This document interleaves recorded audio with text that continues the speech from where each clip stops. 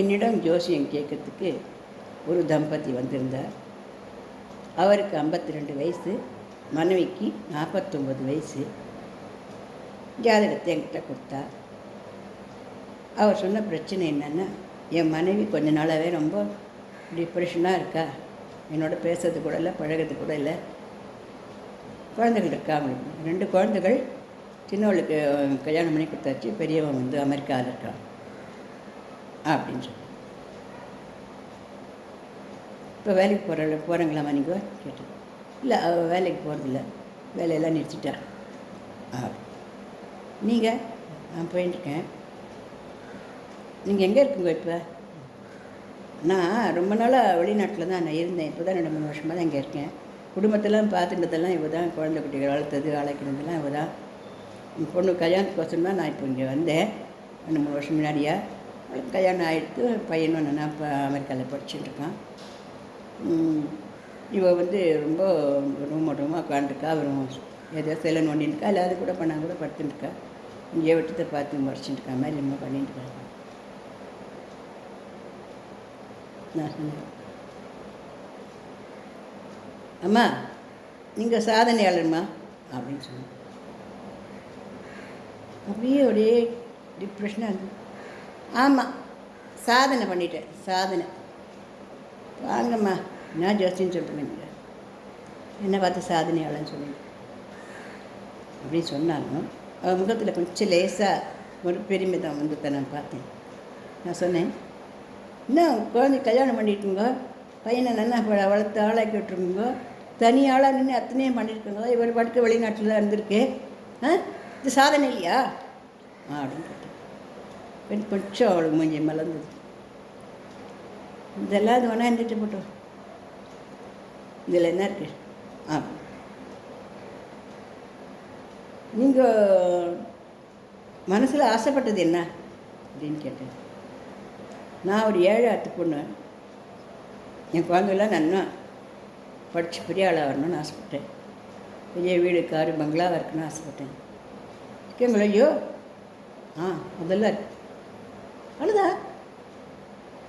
நீங்கள் என்ன ஆசைப்பட்டீங்களோ அது உங்களுக்கு கிடச்சிருக்கே, அப்புறம் என்ன டிப்ரெஷன் இருக்குது அப்படின்னு கேட்டேன். இல்லை, என் வாழ்க்கையில் ரொம்ப குறையாது அப்படின்னு சொன்னேன். நான் சொன்னேன், உங்கள் ஜாதகத்தை பார்க்குறேன். பார்த்து அதில் இருக்கிற விஷயத்தை என்னை கண்டுபிடிக்க முடிஞ்சது. அதில் நான் சொன்னேன், கிட்டத்தட்ட 15-16 வருஷங்கள் வரை பிரிஞ்சிருக்குங்களா அவங்க அப்படின்னு கேட்டேன். ஆமாம், அப்பப்போ வருவார் போவார், இல்லை நாட்கிழமைன்னா வருவார். நான் சொன்னேன், அதுதான் உங்களுடைய பிரச்சனையே. அது அந்த வயசில் தெரியல. சின்ன வயசில் குழந்தைகளை பள்ளிக்கூடம் ஓடுறதுலையும், காலேஜ் படிக்க வைக்கிறதுலையும், பாடம் சொல்கிறதுலையும், அதுகளோட விளையாட்டு காட்டுறதுலையும் உங்களுக்கு தெரியல. இப்போ அது 2 அப்படி வந்த உடனே உங்களுக்கு அது பெரிய தொண்டியாக தெரியுது. அதனால் உங்களுக்கு இந்த வாழ்க்கையில் இருக்கக்கூடிய ஒரு சின்ன சின்ன சந்தோஷங்கள், ஆசைகள், பாசங்கள், யோஜனைகள், ஒரு பாராட்டுகள், இதுக்கெல்லாம் பக்கத்தில் இவர் வர முடியல இல்லையா? இவ தான் என்ன வேட்டினா வெளிநாட்டுக்கு போ, நிறைய சம்பாதிச்சுவா, என்ன மாதிரி பையன் இருக்கக்கூடாது, நான் குழந்தைகளாம் நல்லா இருக்கணும். சரிங்க சார், அவங்க விரட்டினு நீங்கள் சொல்ல வேண்டாமா? நிறைய அப்படின்னு நம்ம படுக்க போயிட்டேன்னா ஒரு வேளை வர முடியாது போயிட்டு அப்படின்னா எப்போ பண்ணினா அதெல்லாம் சரிப்படுமா அப்படின்னு ஒரு வார்த்தை நீங்கள் கேட்க வேண்டாமா? எனக்கு அதை பற்றிலாம் ஒன்றுமே தோணலையோ இல்லையோ உங்களுக்கு? சரி, தோணட்டா போயிட்டு போகிறது.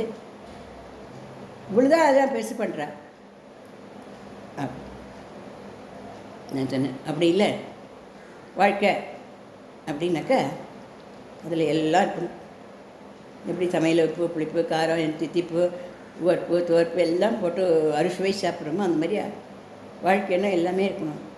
அதில் சீண்டல்கள் இருக்கணும், அதில் கோபங்கள் இருக்கணும், அதில் வருத்தங்கள் இருக்கணும், அதில் அழுது அடம் பிடிச்சி அப்புறம் சாதித்த சந்தோஷம் இருக்கணும்.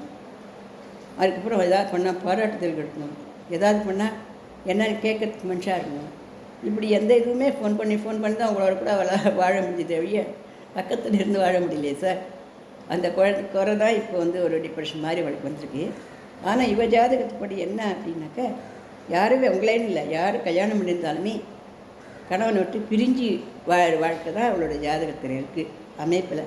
அதனால அது அப்படி நடந்துருக்குது. ஆனாலும் சாதனையாளர்னு ஏன் சொன்னேன்னா, இவள் வந்து எது ஆசைப்பட்டாலோ அதை நிறைவேற்றி விட்டாள் அப்படின்னு சொன்னேன். அப்படியா இருக்குது என் ஜாதகத்தில்? பிரிவாக இருக்குது, பிரிவு தான் இருக்குது. அப்படி நீங்கள் சேர்ந்து இருந்தாலும் சண்டை கூசல் அமக்கலம் இந்த மாதிரியான ஒரு வாழ்க்கையை தான் நீங்கள் வாழ்ந்துருக்க முடியும். அதனால கடவுள் என்ன பண்ணியிருக்கேன், உங்களை நான் தனியாக வச்சு நல்ல வாழ்க்கையை கொடுத்துருக்கேன். இதுக்கு போய் கவலைப்படுறீங்களே நீங்கள்? நான் கவலைப்படாதுங்க. இப்போ தான் அவர் வந்துட்டார் உங்களோட, இனிமேல் எங்கேயும் பிரிஞ்சு போக போகிறதில்ல. இந்த மாதிரி அதுவும் இந்த அளவுலேருந்து என்ன வாழ்க்கை சந்தோஷமாக இருக்க முடியுமோ அதை பற்றி நீங்கள் வாழ்ந்துக்கணும். இனிமேல் என்ன இருக்குது, குழந்தையா குட்டியாக எல்லாம் கல்யாணம் பண்ணி போயாச்சு. ஒரு வாழ்க்கையும் கிடையாது, ஒன்றும் கிடையாது. உன் மூஞ்சி நான் பார்த்தேன், என் மூஞ்சி நீ பார்த்துங்க. ஒருத்தர் மூஞ்சி ஒருத்தர் பார்த்துட்டு குழந்தைகளை பார்த்துட்டு இருக்குங்க, அப்படிலாம் பேசாதுங்க. ஆனால் இந்த லைஃப்பையும் நீங்கள் என்ஜாயபுளாக வாழணும். ஒரு நாய்க்குட்டி வாங்கிக்கோங்க, நாய்க்குட்டியை வளர்ங்கோ, அதை வளர்க்கறதுக்கு ஒருத்தர் பேசிக்கோங்க, அதை தூக்கிட்டு வாக்கிங் போங்க, அதை காலில் காற்று வச்சுட்டு செல்லம் கொஞ்சுங்கோ. இப்படி ஏதாவது உங்களுக்குள்ளே ஒரு சந்தோஷம் வரத்துக்கு ஏதாவது பண்ணிக்கோங்க. இனிமேல் இந்த பிரிவுகளெல்லாம் உனக்கு இல்லை அப்படின்றத நான் சொன்னேன். அவளும் ஓரளவு ஏதோ மனசு தேறி போயிட்டா.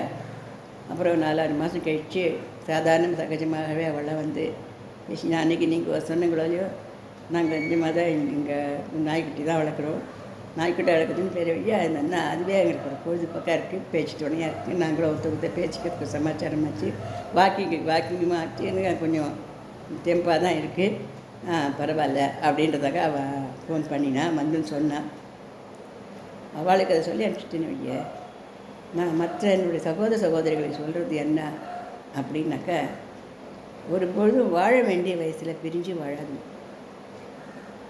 பணம் முக்கியம், பணம் இல்லாத இந்த உலகத்தில் ஒன்றுமே பண்ண முடியாது தான்.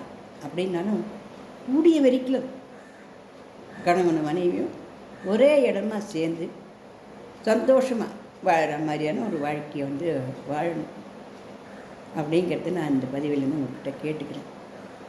இந்த பதிவு பிடிச்சிருந்ததுன்னா லைக் பண்ணுங்கள், ஷேர் பண்ணுங்கள், சப்ஸ்கிரைப் பண்ணுங்கள்.